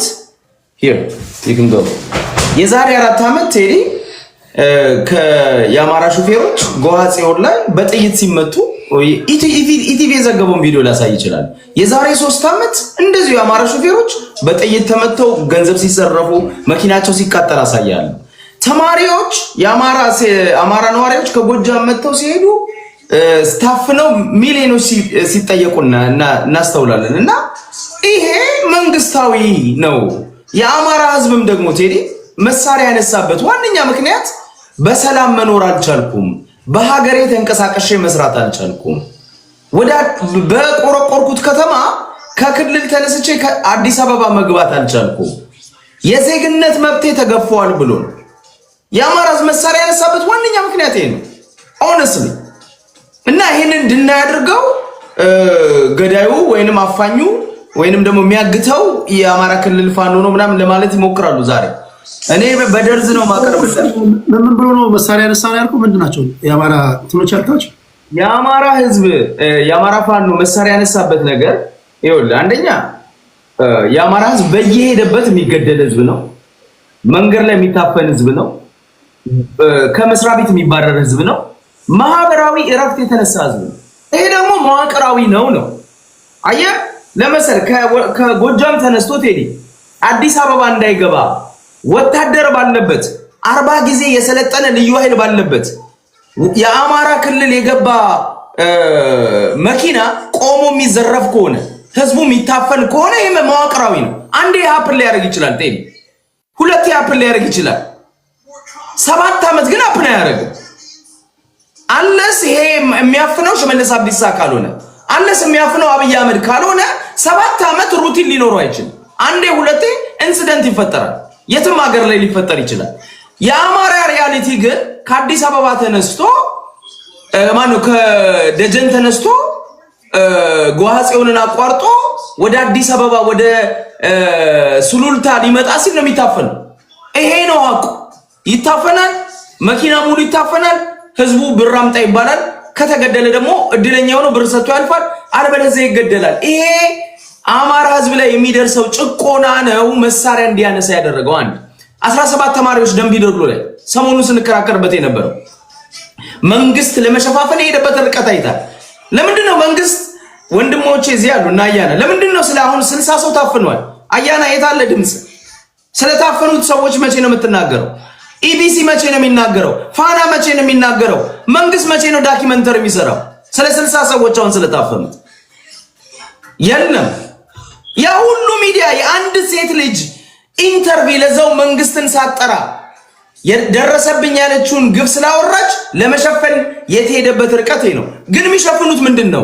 ላለፉት 7 ዓመታት እንደዚህ ሲያፍኑ አሁን 60 ሰው እንዳፈኑት እያፈኑ ደብዛቸውን ሲያጠፉ በሚሊዮኖች ብር መንግስታዊ መዋቅር ይዘው ሲዘርፉ ህዝብ ሲገሉ የነበሩበትን ታሪክ ለማድበስበስ ነው የሚሄዱት። እኛ ንጹህ ነን ነው ማለት ነው። ይሄ የሚያረጉት ማናቸው? የመዋቅር ውስጥ ያሉት የብልጽግና ሰዎች ናቸው። ብልጽግናን የሚደግፉ በውጭም በውስጥም ያሉ ገዳዮችና አፋኞች ናቸው ቴዲ። ስለዚህ እኔ ልንገርህ የዛሬ 3 ዓመት ቤኒሻንጉል ቴዲ ታስታውሳለህ? ቤኒሻንጉል ላይ የቤኒሻንጉል መዋቅር ውስጥ ገብተው የመንግስት ሰራተኞችን አፍነው ኦነግ ሸኔዎች ሄዱ ይላል። የዛሬ 3 ዓመት ነው። ጋምቤላ ገብተው የጋምቤላን ክልል ተቆጣጠሩት ኦነግ ሸኔዎች። መንግስት የለም እንዴ? የፌደራል ፖሊስ የለም እንዴ? የፌደራል ወታደር የለም እንዴ? የክልሉ ወታደር የለም እንዴ? እነዚህ ስርዓት አልበኝነት ሀገሪቱ ውስጥ የሚደረጉት ሆን ተብሎ ነው የሚደረገው። ይሄ እማያቅ ያለ አይመስለኝም። የኢትዮጵያን ፖለቲካ በአግባቡ የተከታተለ ሰው ይሄንን ይረዳል። ኦነስትሊ ሩቱን ምንድነው መስመሩን መከተል ነው። የተደረጉት ነገሮችን መከተል ነውና አፈናው፣ ግድያው፣ ይሄ ማፈኑ በሙሉ መንግስታዊ ነው። በተለይ አማራን የሚያደርጉት ከአማራ ክልል የሚመጣ ነገር በሙሉ መኪና ከአማራ ክልል ሲነሳ ኦሮሚያ ክልል እንደገባ የመታፈን እጣ ፋንታው ሰፊ ነው። እድለኛ ከሆነ በሰላም ያልፋል። ባይታፈን ቴዲ እኔ እዚህ ጋር ላሳይ ይችላል። ይቀርጣሉ። የሚቀርጠናል አንደኛው ወታደር ሹፌር ሲናገር ቴዲ ፖሊሱ ወጣቶች አስቆመው ብር ይቀበሉናል አለ። ፖሊሱ አስቆመው ብር ይቀበለናል አለ። ኦሮሚያ ክልል ለማለፍ 4-5 ጊዜ እንቀረጣለን። ይሄ ህገወጥ ነው። መንግስት እንኳን ነው የሚቀርጣቸው ቴዲ። የታጠቁ ሰዎች፣ የተደራጁ ወጣቶች፣ ፖሊስ ምናምን ራቁታቸውን ነው የሚያስቀሯቸው። እንደዚህ አይነት ስርዓት ነው ኢትዮጵያ ውስጥ ያለው። ይሄንን መንግስት ይለኛል። አያለ ይመጣና የመንግስትን ስም ሊያጠፉ ይለኛል። ይሄ መንግስት ነው ወይ ነው? ይሄ አውሬ ነው። ይሄ ገዳይ ነው። ይሄ ሌባ ነው። ይሄ ሽፍታ ነው። መንግስት አትበለኝ። ይሄ ነው እና ይሄ ነው የአማራ ህዝብ ሪያሊቲ። ይሄ ነው የኢትዮጵያ ህዝብ ሪያሊቲ። ያለፉት 7 ዓመታት ጠቅላይ ሚኒስትሩ 7 ዓመታችንን አከበርን አሉ። መቼ ዕለት አይደለም 7 ምንድን ነው ያሉት? 7 የውጤት ዘመን ብላለች አምባሳደር። ምንድነው የምን ሚኒስቴሯ ነች? ሚኒስቴር አርጎጎ የምትባለው ሴትየዋ 7 የውጤት ዘመናቶች ብላለች። እና እኔ ግን 7 የደም ዘመናቶች፣ 7 የግድያ የጭፍጨፋ፣ 7 የጄኖሳይድ ዘመናቶች በብልጽግና ይተናል። ይሄ ነው ሀቁ ቴዲ። በሚቀጥለው ስለ እንትኑ መለሰበታለሁ። ስለ አማራ ክልል ይሄ ከወያኔ ጋር ስለሚደረገው አለ እሱን ለማሙቅበት ትንሽ በነገራችን ላይ ይሄ የአላያንስን ጉዳይ በኦዲዮ እንዳረግላቸው ቪዲዮ ማብራት ማይችሉ አሉ የአማራ ልጆች። ለእናንተ በዚህ ጉዳይ ላይ ቪዲዮ ማብራት ለማትችሉ ሮብ አዘጋጅና በኦዲዮ እናወራለን። ሀሳብ መስጠት ይፈልጋሉ ግን አስቀድመው በደንብ ይጠብቁት ነበር፣ ግን በቪዲዮ ማብራት ስላልቻሉ ነው። ሮብ እንገናኛለን። ስለምትናገሩት ንግግር በቂ እውቀት፣ በቂ ግንዛቤ ጨዋ ናችሁ ብዬ ማስባችሁ በዋነኛነት እናንተ መሳተፍ ስላለባችሁ ሮብ ዕለት በቀሪው ደግሞ በቴሌግራም አሳውቃችኋለሁ። በዛ ጠብቁኝ። አሁን ግን የምትልኩ ሰዎች ቪዲዮ እንደምታበሩ እርግጠኛ መሆን አለባችሁ። የላካችሁ ያዩዋችሁ አላችሁ፣ አንዳንዶቻችሁ የምታበሩ አይደላችሁም እና ታረጋችሁ ቪዲዮ እንደምታበሩ እርግጠኛ ሆኖ። እሺ ከአዲስ ታይምስ በኋላ ጋዜጠኛ ኤቢ በድጋሚ አመሰግናለሁ ቴዲ እድሉን ስለሰጠኸኝ። በቅድሚያ ማንሳት የምፈልገው ስለ አላያንሱ ይሆናል። እንግዲህ ያው እዚህ ጋር አንድ ነገር ማንሳት አለብን። አንድ ሰው አብሮ ሊሰራ የሚችለው ምናልባትም ጠላት ካልሆነው ሰው ሊሆን ይችላል። የጠላት ወዳጄ ነው ብለህ ስትሰራ ጠላት ካልሆነው ሰው ሊሆን ይችላል። የጽንፈኛው የአማራ ኤሊትና አሁን ፋኖ ነኝ ብሎ የተደራጀውና እንዲሁም ወያኔ እንደነሱ ጠላት የሆነ የለም። የኢትዮጵያ ፖለቲካ ለዚህ ሁሉ ውጥንቅጥ ውስጥ ያስገቡት የነሱ ጠላትነት። እነሱ ጠላትነታቸው ከራሳቸው አልፎ ከመጡበት ማህበረሰብ ጭምር የደረሰ ጠላትነት ያተረፉ ሰዎች ናቸው። የሰሜኑን ጦርነት ከለኮሱት ኃይሎች መካከል አንዱ ጽንፈኛ አማራ እና ነውርን አቆም ማህበረሰብ ምን ማለት ነው? ማህበረሰብ ይጠላላል። የትግራይ ህዝብና የአማራ ህዝብ አይጠላላም እንደ ማህበረሰብ። ቴዲ ደግሞ ይሄን ይከላከላል። ኤሊቶቹ ነው ማህበረሰቡን ይጠላሉ ያልኩት ብራዘር። እኔ ኤሊቶቹ ማህበረሰቡን ይጠላሉ። በህዝብ ቴሌቪዥን ላይ ቀርቦ ትግራይ የሚለው ስም በህዝብ በቴሌቪዥን ቀርቦ ኤሊቶቹ የወጡበትን ማህበረሰብ ይጠላሉ ካልክ ትክክል መናገር ትችላለህ። ትክክል ስለ ጥላቻ ደግራል ተናገር። እሺ ቀጥል። ቴንክ ዩ ቴዲ። እኔ እኮ ፍትሃዊነትህ ነው የሚመቸኝና ኤሊቶቹ የአማራ ኤሊቶች የትግራይ ህዝብ ካላለቀ ጦርነት መቆም የለበትም፣ ትግራይን ካልተዋጋንና የትግራይን ወጣት ካልገደልን ጦር መንግስትን አንደግፍም ብሎ መንግስትን ጭምር ገፋፍቶ ወደ ጦርነት ያስገቡት እነዚሁ ፋኖ ውስጥ የተሰገሰጉ ጽንፈኛ የአማራ ኤሊቶች ናቸው። ይሄን ሁሉም ሰው ያውቃል፣ ሚዲያውን የሚከታተል ሰው። ጦርነቱ ከተጀመረ በኋላ ትግራይ የሚለው ስም እስኪጠፋ ድረስ ስሙ እስኪጠፋ ድረስ ጦርነቱ መቆም የለበትም ሲሉ ነበር። ይሄም ማለት የትግራይ ህዝብ ሳይቆም ማለት ነው። ለዚህ ግለሰብ የአሜሪካ ኤሊት አሜሪካ የሚኖረው ጽንፈኛው የአማራው ዲያስፖራ ከፍተኛ አቀባበል አድርጎለት ምናምን በክብር ያስተናገደው ሰው ነው። ለዛውም በአማራ ቴሌቪዥን ውስጥ በመንግስት ቴሌቪዥን ቀርቦ ትግራይ የሚለው ስም መጥፋት ከስር መሰረቱ እስኪፋቅ ጦርነቱ መቆም የለበትም ብሎ የተናገረው። ሜቢ እነዚህ ሰዎች አሁን ሁኔታ አገናኝቶናል ብለው እንገናኝ ሊሉ ይችላሉ፣ ግን ህዝቡ ያውቃል። የህወሓት ኤሊቶች በአማራ ኤሊት ባላቸው ጥላቻ መነሻ ከሰሜን ወሎ እስከ ደብረ ሲና በደረሱ ጊዜ በሰሜን ሸዋና በወሎ ህዝብ ላይ ፈጸሙትን ጪና ላይ እንዲሁም ጎንደር አካባቢ በተቆጣጠሯቸው ደቡብ ጎንደር አካባቢ በተቆጣጠሯቸው አካባቢዎች ላይ በአማራ ህዝብ ላይ ፈጸሙትን ፍጹም አረመናዊ ፍጹም ጭካኔ የተሞላበት ጭፍጨፋና ግድያ በደንብ አድርገው ያውቃሉ። እንዲሁም አሁን በፋኖ ስም ተደራጅቶ በጦርነቱ የተሳተፉ የነበሩ አጋጣሚዎችን ተጠቅመው ወደ ትግራይ ክልል ዘልቀው የገቡት አሁን በፋኖ ውስጥ ያሉ ሰዎች በትግራይ ህዝብ ላይ ፍጹም አረመናዊ የሆነ ጭፍጨፋ ሲፈጽሙ፣ ሴት ሲደፍሩ፣ ንብረት ሲዘርፉ እንደነበሩ ይታወቃል። እነዚህ ሰዎች አንላይስ እንፍጠር ቢል ሸውደው ያደራጁት ፋኖ ነኝ ብሎ ያለው ወጣት ዞሮ የሚገላቸው ከነሱ እንሰራለን ያሉ ቀን ወጣቱ ራሳቸው ነው የሚሆን። የራሳቸው ወጣት ነው የሚገላቸው። አሁን ወጣቱ እየነቃ ነው። የትግራይ ወጣት በቪዲዮ ጭምር እየወጣ ጦርነት አንፈልግም፣ ከማንም መገዳደል አንፈልግም እያለ ነው። የአማራን ወጣት በዛ ልክ።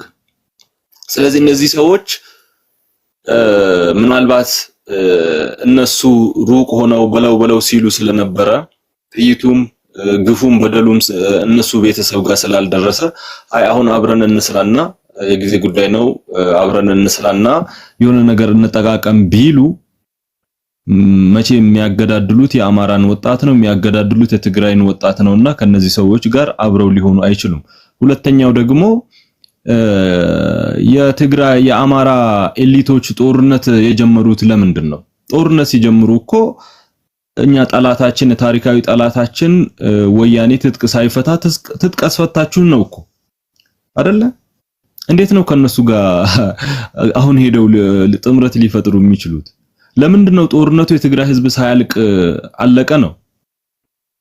ለምንድነው? መንግስት እኮ የመንግስት ዋና ጃግሬ ነበሩ። ለአብይ አህመድ እግሩ ድረስ ተደፍተው እግሩን የሳሙ ሰዎች ነበሩ። ካለ አብይ አህመድ ዓለም ላይ ንጉስ የለም ሲሉ የነበሩ ዘላለም አብይ ግዛን ሲሉ የነበሩ ሰዎች ናቸው። አብይን የጠሉት ለምንድን ነው? አብይን የጠሉት የትግራይን ጦርነት በስምምነት ስለቋጭ አይደለ? የትግራይ ጦርነት ህወሓት ሳይደመሰስ ትግራይ ጦርነት ተቋጨ ብለው አይደል አብይን የጠሉት? እንዴት ነው ዛሬ ሄደው ከአብይ ጋር ሊሰሩ የሚችሉበት ከወያኔ ጋር ሊሰሩ የሚችሉበት ሁኔታ የሚገርም ነው። ሌላው የመሬት ጉዳይ አለ፣ ወልቃይት ራያ አለ።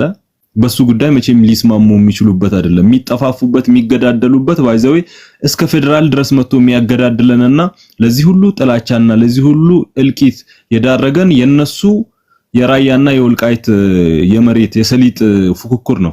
ሰሊጥ ለማርማት ለመዝራት የሰሊጥ መሬት ለማግኘት የሚያደርጉት ጥላቻ ነው። መቼም የሚግባቡ ሰዎች አይደሉም በፍጹም።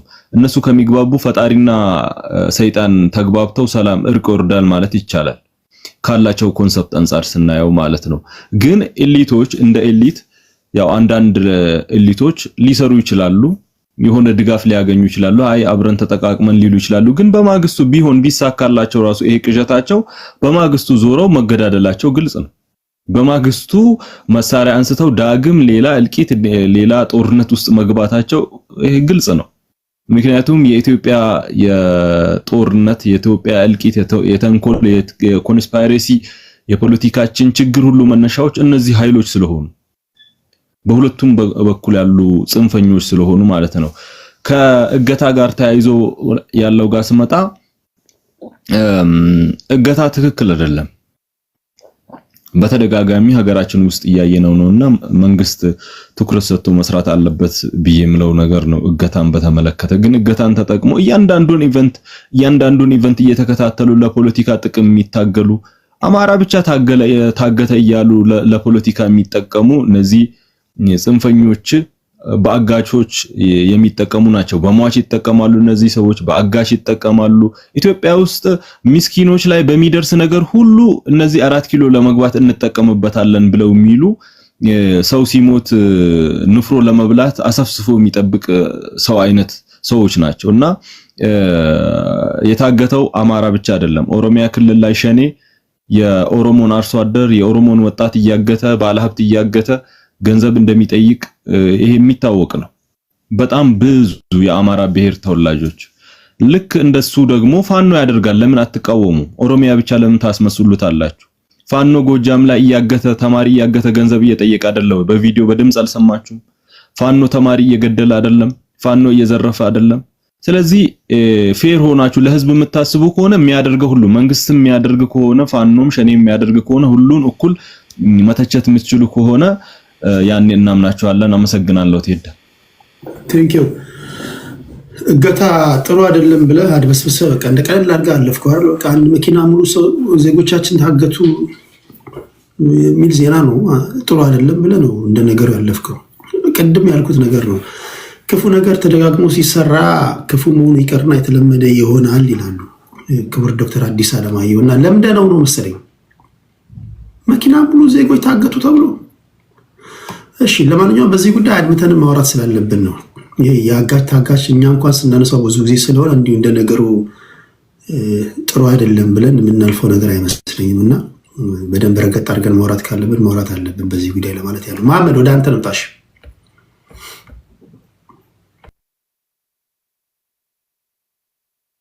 ኦኬ ይሰማል አይደል? ቴዳ ምናልባት እሺ፣ አመሰግናለሁኝ። ምናልባት አጀንዳዎችን ለማየት ሞክሬያለሁኝ። የመጀመሪያው ከዚህ ከእገታው ጋር ተያይዘው ያሉ ጉዳዮች ናቸው። እንግዲህ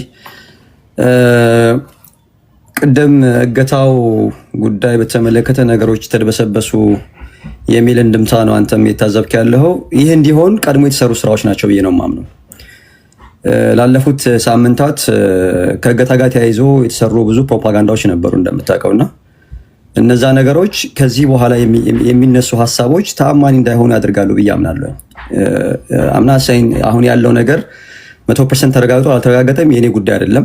ማረጋገጥ ያለበት አካል ማረጋገጥ ያለበት፣ ኃላፊነት መውሰድ ያለበት አካል ኃላፊነት መውሰድ አለበት ብዬ አምናለሁ። ጉዳዩ የተከሰተው በአማራ ክልልና በኦሮሚያ ክልል ድንበር አዋሳኝ ላይ ስለሆነ ጓጽዮን ነው። እኔ የዋዜማ ሬዲዮ ፖስት ያደረጉትን ያየሁት እንትንም ይመስላል ኤሪያው ላይ የመንግስት አካላቶች ያሉበት የኦሮሚያ ፖሊስ ያለበት ሁሉ ነገሮች ያሉበት ኤሪያ ስለሆነ እገታው የሚፈጽሙት አካላቶች እነማን ናቸው የሚለው ነገር ራሱ ግራ ያጋባል። ይሄንን በደንብ ተጣርቶ መታየት አለበት። እውነት ከሆነ መጣራት አለበት፣ ውሸትም ከሆነ ያ ነገር ተጣርቶ ለማህበረሰቡ ይፋ መደረግ አለበት ብዬ አምናለሁኝ። የሚገርመው ለዋዜማ ሬዲዮ ፍንጩ የሰጠው ወይም ደግሞ ይሄ መረጃ ያቀበለው ሰው ሰዎቹን 55 በላይ ብሎ ነው ያስቀመጠው። ከ55 በላይ የሚሆኑ ተጓዦች እንደታገቱ የሚል አለና አንዳንድ ሰዎች 60 ያደርጋሉ። በላይ ከተባለ በቃ ጨማምሮ መሄዱን ትተን ያለውን ነገር ማራገጥ የሚቻልበት ነገር ቢሆን ያንን መረጃ የሰጠው አካል ማን ነው? ምንድን ነው ኢንቴንሽኑ ቢሃይንድ? መንግስት ይሄን ጉዳይ እንዴት ነው የሚያየው? ዋዜማ ሬዲዮ ውስጥ በተለየ መልኩ ያገኘችውን መረጃ በዚህ መልኩ ከመንግስት ጋር ያለውን ነገር ለማጣራት አልሄዱም ወይ? ይሄ ነገር መታየት አለበት ብዬ ስለማመን ነው። ያ ካልሆነ ግን ሁልጊዜም ተመሳሳይ ነገሮች የተፈጠሩ ይሄዳሉ ማለት ነው። ተመሳሳይ ማለት ነው። ነገ የሚታገታሉ፣ ከነገ ወዲያ የሚታገታሉ። መሰል ነገሮች መጣራት አለበት። የመንግስት አገሪቱ ላይ መንግስት አለ። ያ መንግስት ደግሞ የራሱን ኃላፊነት መወጣት አለበት ብዬ አምናለሁኝ። መንግስት የለም ካልን ግን መንግስትን አንጠይቅም አሁንም ማለት ነው። የሚምታታ ነገር ስለሚሆን ማለት ነው። አንዳንድ ሰዎች ህግ የለም አገሪቱ ፈርሳለች፣ አገሪቱ የስቴት ፌለር ውስጥ ያለ ነው ምናምን ይላሉ። መልሶ ደግሞ ይሄንን ጉዳይ መንግስት ነው መቋጠር ያለበት የሚል ነገርም ሲናገሩ ካይንድ ኦፍ ፓራዶክስ እየሆነብኝ ስለሆነ ለማለት ያክል ነው። ከዛ ውጪ የሰሜናውያኖች አሊያንስ የሚል ነገር እያየው ነበርና እንደ ጥቅል መላው አማራ ክልል ውስጥ የሚንቀሳቀሰው የፋኖ ኃይል ነው ወይ አሊያንስ የፈጠረው የሚለው ሌላ ጥያቄ ነው። ምክንያቱም የሚነሱ ነገሮች ስላሉ መላው አማራ ክልል ውስጥ ያሉት ፋኖች ናቸው ወይ ከሻዕቢያ ህወሓትና ጋር የገጠሙት? እሱ ሌላ ጥያቄ ነው መነሳት ያለ። ምክንያቱም ሰሞኑን እያየን የነበረ ጉዳይ ስላለ ነው። ሰሞኑን በአንድ በኩል ያሉት የመንግስትም ተቃዋሚ ነን የሚሉ መንግስትንም እንተቻለን የሚሉ አካላቶች በመንግስት ለብሔራዊ ክልላዊ መንግስቱ አዲስ አወቃቀር አለ ይመስለኛል እና በዛ ውስጥ የሚገባንን ያክል ስልጣን አላገኘም የሚል ለቅሶ ተጀምሮ ስላየው ማለት መንግስት ስልጣን አልሰጠንም፣ አራቱን ዞኖች በሚመጥናቸው መንገድ ስልጣን አልሰጠንም፣ ስልጣኑ ሞር የሚያደላው ለጎጃሞች ነው የሚል አጀንዳ ተከፍቶ ሲወራ ስለሰማው ማለት ነው። ስለዚህ ይሄን አሊያንስ የፈጠረው የትኛው ኃይል ነው የትኛው አካል ነው የሚለው መረጋገጥ አለበት። ከሆነ ደግሞ አሊያንስ ከፈጠሩ ደግሞ ምንድን ነው የአልቲሜት ጎሉ? የአሊያንሱ መንግስትን ማስወገድ ነው የመጀመሪያ ጉዳይ። ሁለተኛ በአማራ ህዝብ ላይ እነሱ እንግዲህ የአማራ ህዝብ እንትን ተብሏል መግፍኤ ብለው የሚሉት ብዙ ነገር ነው ያለው። ከ1974 ጀምሮ የሚያነሱ ሰዎች አሉ። የንጉሱ መውደቅ ጋር ተያይዞ የአማራ ህዝብ እንደ ህዝብ ተጎድቷል፣ ያለ ስሙ ስያሜ ሰጥቶታል፣ ትርክ ተሰርቶበታል የሚሉ ግለሰቦች አሉ። ከዛ አልፈው ደግሞ ከፕሪቶሪያ ስምምነት በኋላ ላይ አጀንዳቸውን የሚያነሱ ሰዎች አሉ። የፌደራል መንግስት ከትግራይ ጋር በነበረው ጦርነት የተፈጠረውን ነገር በጋራ የሚተቹበትም በጋራ የሚያደረጉት ስለሆነ ማለት ነው። ሪፖርትም ላይ አማራ ስፔሻል ፎርስ ነው የሚለው እዛ ላይ እና ምንድን ነው ላለፉት ዘመናት እንግዲህ እንደው እኛ ያደግንበትን ወቅት እንኳ የኢህአዴግ መንግስት የሚባለው ቲፒኤልኤፍ በዋናነት ይመራ የነበረውን ስርዓት በአማራ ህዝብ ላይ ሲስተማቲክ የሆነ ጄኖሳይድ ፈጽሟል ብለው የሚከሱ ሰዎች ናቸው። በቀደምም እናወራበታል ብለን ነበር። አልተመቸህም መሰለኝ በዚህ ጉዳይ ላይ አሊያንስ ሲፈጥሩ የጄኖሳይድ ጥያቄያቸውን ህዝብን ተበልቶበታል፣ ህዝብ መከራ በልቶታል የሚያነሱበትን ኩዌስት የሚያደርጉበትን ጉዳይ ውሃ በላው ማለት ነው ወይስ አብይ አህመድ አገዛዝ ወይም ደግሞ የብልጽግና አገዛዝን ካስወገድን በኋላ መልሰን እንደገና ደግሞ እናንተ የኛን ጄኖሳይድ ፈጽማችሁብናል ብለን ምንድነው እየታሰበ ያለው? አልተገናኝቶ ስለሆነብኝ ነው ጉዳዩ ራሱ ማለት ኮረንስ አይደለም። ለመረዳት ራሳቸው ገብቷቸው ነው ወይ? ከዚህ በፊት አንድ ጀነራል ከፌደራል መንግስት ወይም ደግሞ ከአማራ ብሔራዊ ክልላዊ መንግስት እንትን ከርቶ ወደ ፋኖ ገባ ተብሎ በጣም እንትን ሲባል ነበረ። የገባበት ምንድነው ለህዋቶችም ለሻቢያም በቂ የሆነ አንደርስታንዲንግ ያለው የፋኖን ኃይል አጠናክሮ ፋኖ ለገባበት ዓላማ ወሳኝ የሆነ ገፊ ሆኖ ለገባበት ጉዳይ ተራማጅ የሆነ ሊደርሺፕ ይሰጣል ተብሎ የሚታሰብ ነው ጀነራል ተፈራ ማሞ ማለት ነው። ምንም እንኳን በሰዓቱ ብዙ ሰዎች ባለቤቱ ኤሪትሪያዊ ነች፣ ወሎ ተወልዳ ያደገች ኤሪትሪያዊ ነች ምናምን እያሉ የራሳቸውን አናሊሲስ ቢሰሩ ማለት ነው። አሁን መልሰህ ይሄንኑ ጀነራል የተናገረው ምንድነው? ሰሜናውያኖችን ለማጥፋት ነው። ማን ነው ሰሜናውያኖችን የሚያጠፋው? እርስ በርስ አይደለም ወይ ሂስቶሪካሊ ሲጠፋፋ ይኖረው? በግንባር በምታክል መሬት ስም አይደለም እንዴ እርስ በርስ ሲጠፋፋ ይኖረው? አሁን መልሶ ገዳይና አጥፊውን ከሌላ ቦታ መፈለግ የተፈለገው ምን አይነት ፖለቲካ ታስቦ ነው? ሪሊ ይሄ የማህበረሰቡን ጥያቄ የሚመልስ ፖለቲካ ለመስራት ታስቦ ነው ወይስ ለማህበረሰቡ ሌላ ስም ለመፍጠር ነው እየሄደ ያለው ይሄ ግለሰብ ማለት ነው ጀነራል ተፈራ ማሞ? ይሄ በግልጽ መመለስ ያለበት ጉዳይ ነው ብዬ ስለማስብ ማለት ነው። ከዛ ውጪ በመጽሐፍ ረገድ የገዢ መደብ ትርክቶችን ሰርተው ሂስቶሪካል ያለውን ነገር ለነሱ የፖለቲካል ዲስኮርስ በሚመጥንና በሚያስሄዳቸው መልኩ መጽሐፍ ሳይቀልጽፈው እስካሁን እስካለንበት ድረስ ውጥንቅጥ ውስጥ እንድንገባ አደረጉን የምንላቸውን አካላቶች የሻቢያ አመራሮች ከእነሱን ምን አስበው ነው? ምንድን ማሳያ ምንድን ነው? ያ ማሳያ የሰጧቸው ምንድን ነው? የተማመኑበት ጉዳይ ምንድን ነው የሚለውን ነገር መታወቅ አለበት። እዚሁ ቤት ውስጥ ያሉ ልጆች በሆነ የናሽናል ኢንተረስት ጋር ተያይዞ ኤርትራውያኖች ወይም ደግሞ የኤርትራ መንግስት እያደረገ ያለው ነገር ፈጽሞ ቶለሬት የማናደርገው አይደለም ብለው የሚሉ ሰዎች ኤርትራ መንግስት ጋር የፋኖ ኃይል ጥምረት መፍጠራቸውን እንደግፋለን እያሉ ሰምቼ ታዝቤያለሁኝ። መቼም ያው ለመከራ የጣፈው ቢነግድ አይተርፈው ይላል ሀገሬ ሰው። ለትዝብትና እንደዚህ አይነት ነገሮችን ለመስማት ነው በዚህ ዘመን የተፈጠረ ነው ብዬ አስባለሁኝ። በሚቀጥለው ኢንዲቴይል እንሄድበታለን ብዬ ለማለት ነው። አመሰግናለሁ።